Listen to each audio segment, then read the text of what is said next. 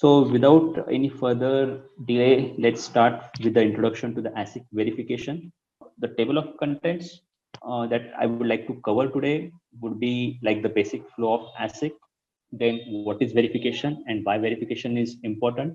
Then I'll walk you through the process of verification, then the different types of verifications that are relevant in the industry. I will walk you through a simple case study, and I will introduce you to the different career paths and opportunities available as an ASIC verification in the chip industry or more in the semiconductor industry. To start with the basic flow, most of you are from the electronics background, must be knowing a little bit about what an ASIC is. The ASIC is like it's a chip industry that we basically use in the microprocessors or microcontrollers. The first thing that we get in the ASIC flow is the specification. So how do we collect the specifications? The specifications are given by the marketing team. So the marketing team goes out, they do the surveys, come up with their own ideas like what could be sellable and marketable chips out there. So depending on that, the architects sit and they come up with some kind of a behavioral description that is called as a completely top level architecture. So in the top level architecture, basically it will be including like what kind of instruction sets, how many FIFOs to use, what are the depths of the FIFOs, what clock frequencies to use, how many Ethernet ports to provide, do we need a USB port or not, CD-ROM, or is the USB port is enough. So all these technical details, they come up by discussing this with the marketing team. So that's the very top level kind of a document that is first created, which we call as a hardware description manual. That is a complete top level architectural description. Depending on that specifications, we have a RTL team. So what the RTL team basically will be doing is, as per the specification, they will be developing a microarchitecture. In the microarchitecture, they will be dividing the bigger blocks into very, very small blocks, and they will come up with the requirements and the input outputs for those small micro blocks. They also will be developing those blocks as per the whatever the specification document has been provided. So then what a verification engineer does. So the verification engineer's job is basically understand the specification and come up with the scenarios in which case this RTL design could fail. So to give up a very small idea, verifications engineer's job is basically to make sure like whatever the RTL description or the RTL code has been written, it will work in all the conditions, or to note down like in what conditions it will work and in what conditions it may not work. To continue in the ASIC flow, once the verification engineers does a sign off, like he says like, okay, this RTL code, whatever has been developed is good to go.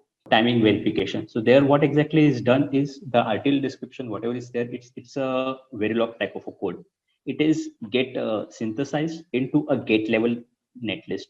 What does a gate level netlist is like? It has been divided into the smaller components like AND gate, NAND gate, and NOR gates, and that's what basically will go into the silicon. Once the gate level netlist has been developed, we again do a verification, because once the gate level netlist has been developed, some kind of internal delays will get introduced. The logical verification and testing basically will be doing the testing with the inherent delays. Once that step is also crossed, we move next to the floor planning, automatic place and route. So I would say till the gate level netlist, it's like a front end verification. After the netlist, whatever happens is like a backend thing.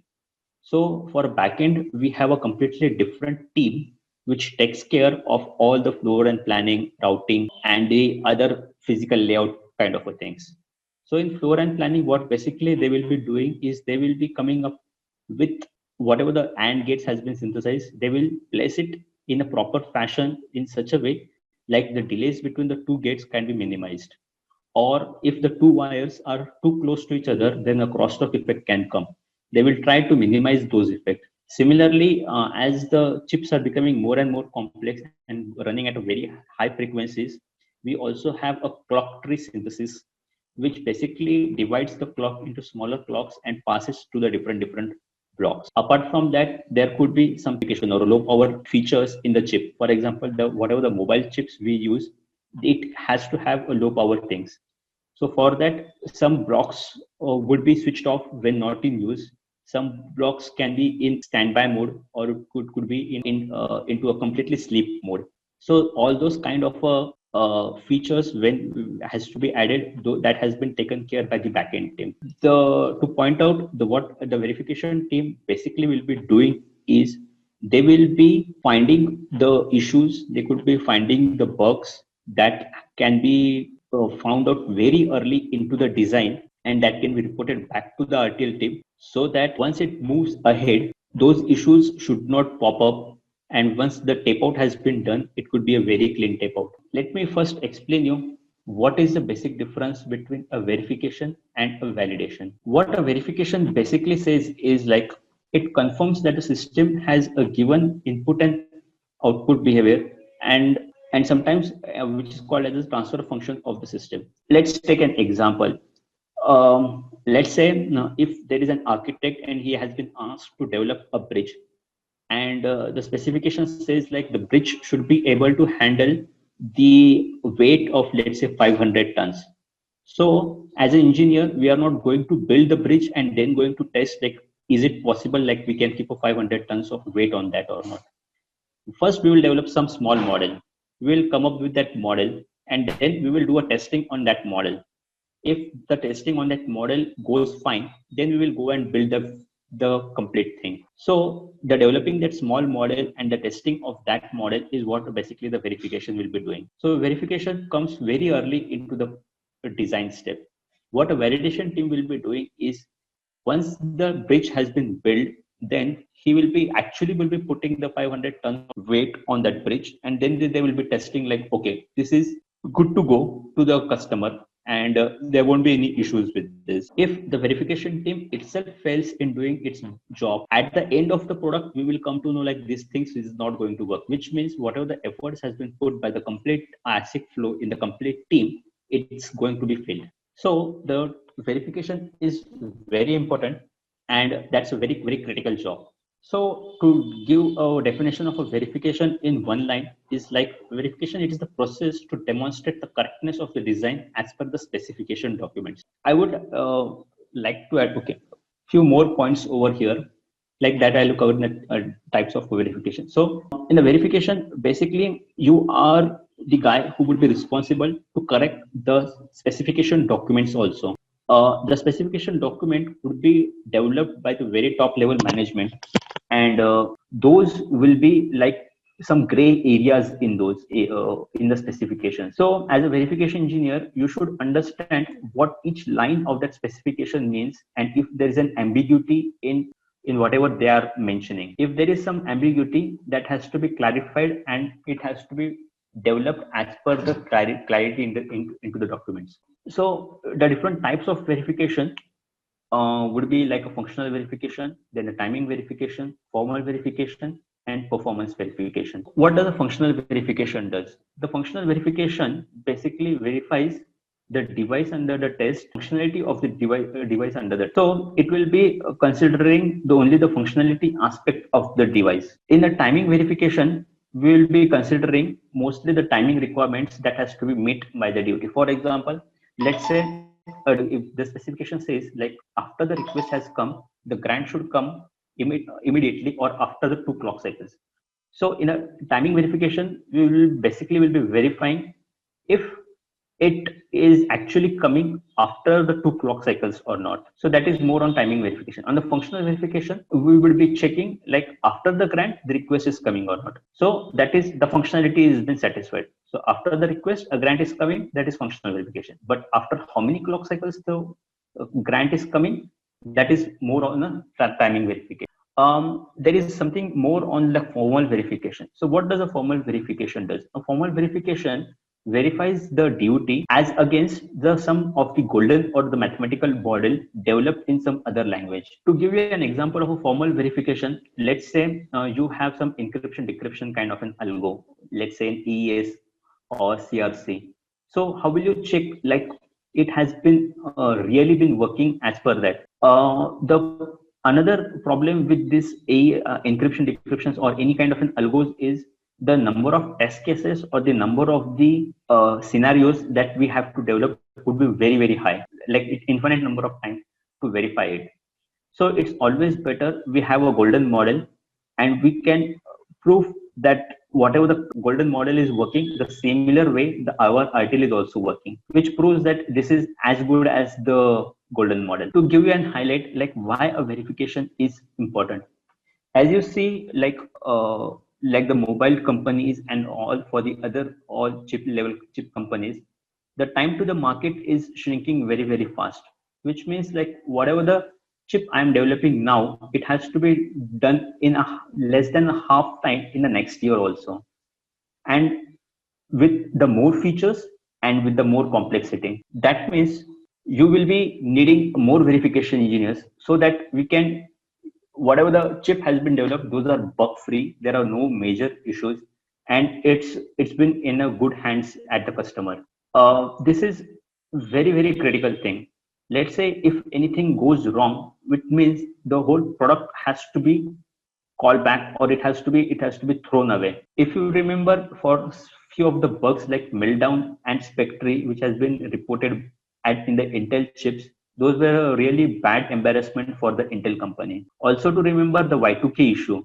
If this has been verified very thoroughly, Y2K issue could have never come up. If you remember, few of the Hyundai cars also, those has to be called back by the company because they found some issue once it has been given out to the customer. It costs lots and lots of money to the company if something like that happens. That's why verification is very, very important task, and it's a very critical, and it's a never ending job. As the chip complexities and the size are increasing day by day, the number of verification engineers required are also going to be very, very high. I'll discuss more on this in the careers and opportunities. I'll discuss now the what exactly is the steps, or what are the process a verification engineer does in his job. Once the verification engineer has been handed over the specification, what a verification engineer does, he reads the specification in a different way. For example, if the specification has been handed over to the RTL guy basically will be reading the specs and will be trying to replicate whatever exactly has been said into the specification into the RTL design. The verification engineer, he has to go line by line and then come up with what if and what not kind of a scenarios for each and every scenario, for each and every statement that has been mentioned into the specification. Verification engineer basically then come up with his test plan to check it against the specification. To give you a very, very simple idea, let's say if you have an AND gate, the AND gate basically will be having two inputs, A and B, and output, let's say C. Now, if there are two inputs and if it's a binary, so it can have at the max like four states. So it could be like 0001 1011. But that could be like a very, very simple and a sanity kind of a testing. Both the inputs goes X. What if one is X, one is Z? What if the first input and is going becoming 0 to 1, and at the same time the another input is becoming 1 to 0, or if any of the one of the input, let's say B, it always stuck at 0 or it is stuck at 1. So if you see just for a 4 input thing, what we can have verified, it becomes more than 10 or 12 cases for simple AND gate. So that's what a good verification engineer should come up with, more scenarios, more corner cases, so that to make sure like whatever the AND gate is there, it will be working in any and all the conditions. What can go wrong in the verification? So basically, whatever the specification has been given, it has been given by the some of the top management, and it has been written in a language which everyone can understand. They may not have considered all the good and bad scenarios that can happen in that. The other thing could be whatever the things I interpret, it could be different, would be interpreted by the RTL designers. To give you an example, let's say if there is a counter, and if the counter has to be verified, the RTL designer may assume that the counter will always start with the value of zeros, but that's still an assumption. You never know if the counter is always going to start with a, so someone has to specify it, like there will be a counter which will be having an initial value of 0. So if a verification engineer doesn't give his inputs regarding this design or about this, once it comes into the customer's hand, it may happen like at some random point, the counter's initial values may be FFF. It could be something else also. And if it starts counting from that, then at least for first few clock cycles, the counting values will go haywire. A verification engineer has to be really good in communications also. Whatever the assumptions or whatever the faults or whatever the bugs he has found, he has to properly communicate it to the RTL guys also and to the architects also with the data, with the numbers, with the waveforms, with all the scenarios that can happen. We can have a really foolproof kind of a thing. So let's discuss on what are the different approaches that a verification engineers takes while verifying the RTL. Basically, I would say a verification can be divided into a static and a dynamic kind of a verifications. So in a static verification, it could be like a simple reviews also. For example, the what we discuss right now for the AND gate, if there are like 7 to 8 kind of cases, including all the corner good and bad scenarios, it could be covered in a simple review also. If there is a something like a mux or a demux kind of a thing, it's 4:1 or 8:1. So for that, maybe a code analysis would also suffice. For example, if all the line of the RTL code has been covered or not. There is something more complex like an AES algorithm, or maybe a sorting algorithm, or maybe the kind of a clock timing checks. For example, if there is a sorting algorithm and a RTL design has to do some sorting, and then it has to prove it with some theorem proving. So those kind of things we have to do in a formal verification. To do a formal verification, we basically have some more complex tools like Jasper Gold, which basically does this golden model reference. In a dynamic verification, basically prototyping, what we have is like an FPGA thing.